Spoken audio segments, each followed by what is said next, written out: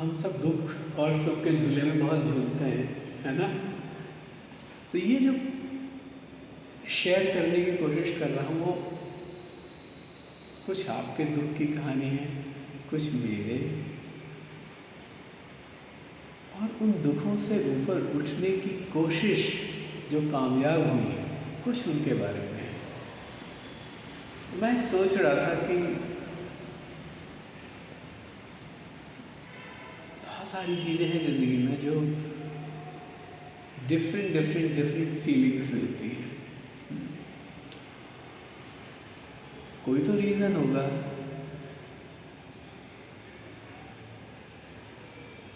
कुछ पढ़ा, कुछ आत्मविश्लेषण किया, इंट्रोस्पेक्शन, तो पता है मुझे, जो मुझे फील हुआ, जो मुझे रियलाइज हुआ बेस्ड ऑन बुक रीडिंग्स, कुछ रेफरेंसेस लिए मैंने कि किस बेस पे सोचूं, तो मुझे एक चीज़ समझ में है कि एक थॉट है, एक विचार है जिसमें दुख है।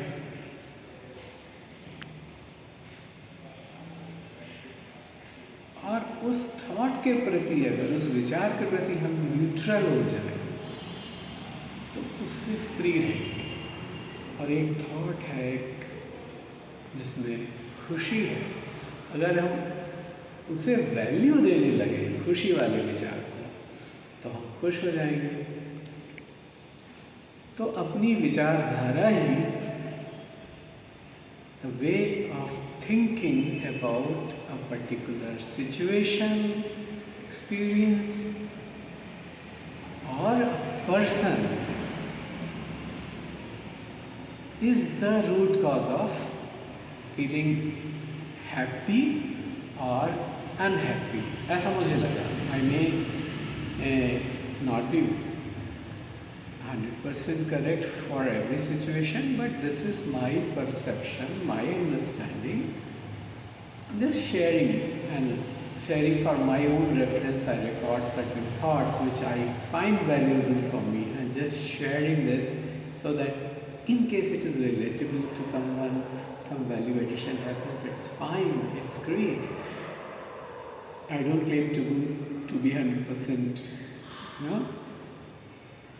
truthful, because I am still in the process of growing, learning from the life, right?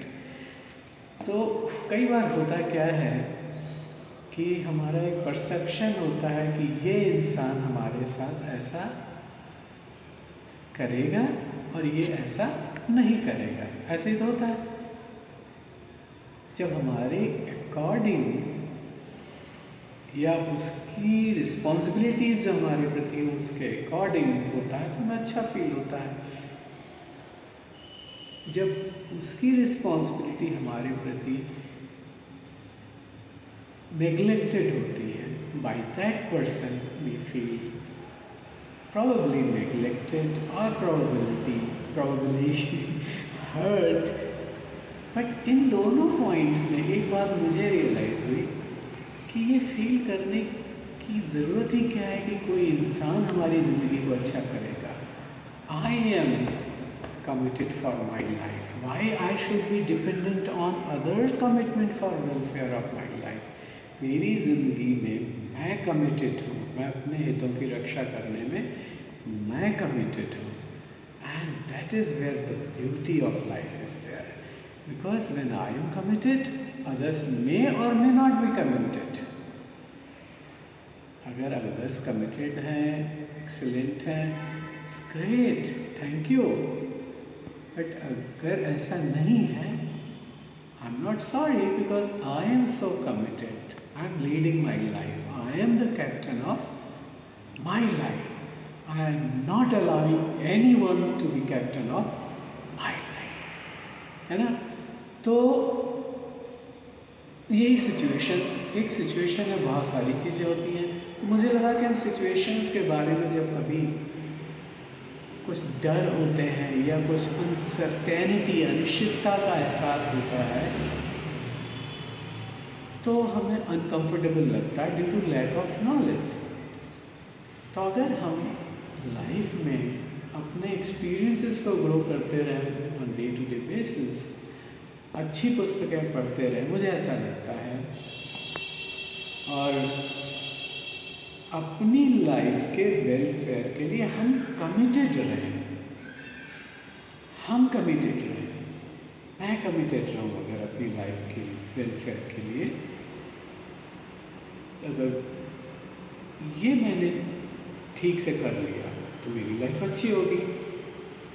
तो मुझे ये समझना शुरू हो गया कि मेरी हैबिट्स, मेरी आदतें, मेरे ये